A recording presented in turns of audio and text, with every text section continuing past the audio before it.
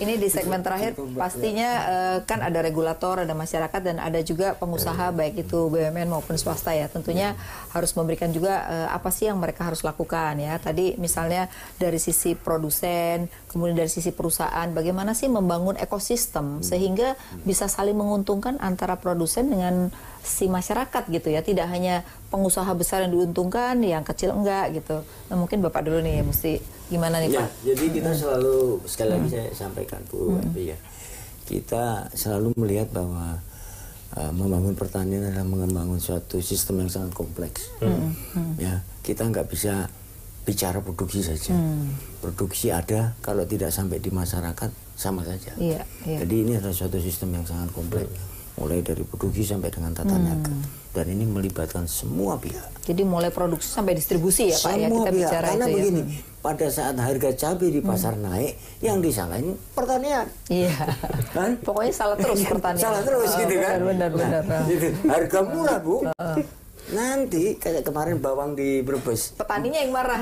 Saya mau dilemparin bawang ke Brebes gara-gara itu gitu. Nah, jadi yang seperti ini memang tidak mudah kita pahami. Oleh karena itu kita selalu mencoba merangkul semua pihak ya, termasuk mungkin saran masukan ombudsman, pelaku dunia usaha. Jadi paling nggak di Dewan Ketahanan Pangan ini selalu memberikan satu masukan-masukan yang memperbaiki semua agar demand dan supply ini sama-sama diperbaikan gitu ya. Yang satu dapat harga yang wajar, yang satu juga dapat margin yang wajar. Satu contoh yang kita lakukan di 2017 kemarin pulih, kita lihat tadi statistik ya.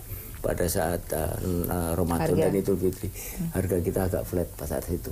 Semua happy. Semua happy. Ya, semua happy. Pak Alamsyah, kalau sekarang kita lihat kan juga ada sosial media ya dalam bentuk online. Itu saya sekarang sudah melihat ada 10 bawang.com, 10 kilo sayur box. Itu kan sebenarnya membantu pola distribusi dari petani langsung kepada konsumen kan. Nah, sejauh mana sih ekonomi digital ini memang sudah juga membantu masyarakat untuk bisa mendapat harga yang wajar, Pak? Nah, dia sebagai ekonomi digital, dia memberikan informasi ya, menyuplai informasi, bahkan ada startup yang juga cukup membantu gitu. Jualan sayur ada loh Pak sekarang. Dan istri saya itu beli ya lewat online, sayur-sayur organik segala macam gitu ya. Ini bukan sesuatu yang juga segera bisa dimanfaatkan, tapi dia sangat berarti gitu untuk perkembangan. Tapi tetap tiba-tiba mereka juga membutuhkan stok. Betul, supply. Bicara lagi tentang tadi hulunya ya. Iya, itu juga tetap harus dijaga. Maka karena ini sesi terakhir, saya pikir yang paling penting topik kita karena menjelang Ramadan, kembali yang tadi, bahwa problem kita kompleks di bulan Pak Agung tadi, tapi untuk Ramadan ini mungkin yang paling penting adalah sekarang bagaimana memberikan edukasi ke masyarakat bahwa nggak perlu panik kalau harga naik, itu bagian dari hal yang biasa. Kedua, harus smart ya, jadi konsumen ya. Ya, smart untuk konsumen, pilih alternatif, gitu ya, lakukan substitusi. Edukasi. Ya, terus kedua edukasi juga bahwa misalnya kayak daging fresh itu, daging fresh dibandingkan daging beku itu bukan berarti sama. Bahkan kita bisa kasih kelebihannya daging beku dan lain sebagainya. Harganya lebih stabil gitu ya. Iklan lain masyarakat daripada menceritakan kesuksesan seorang menteri, lebih baik untuk edukasi begitu.